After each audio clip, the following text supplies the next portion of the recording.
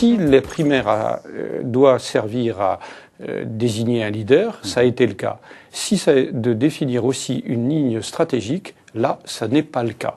Parce que, très clairement, sur quantité de sujets, on pourrait les lister, ceux que je connais bien aujourd'hui, le nucléaire, hier, l'immigration, mais l'âge de la retraite, mais les impôts. Par exemple, les impôts, cette espèce de mystification qui voudrait que fusionner impôts sur le revenu et la CSG ne toucherait que les plus riches des Français. Parce que comme s'il y avait un consensus absolu pour dire, bon ben alors, les plus riches, oui, il faut les taxer, mais le reste de la population serait, entre guillemets, épargné. C'est faux.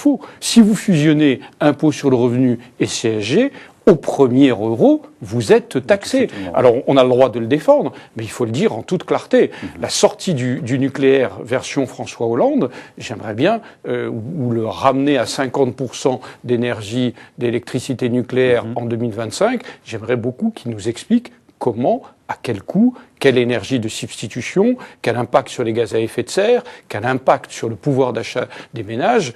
Je crois que c'est Martine Aubry qui avait dit que sa grand-mère disait quand c'est flou, il y a un loup. C'est qu'il y a un loup. Là, il y a beaucoup de loups. Hein. Il y a beaucoup de loups. C'est un véritable élevage.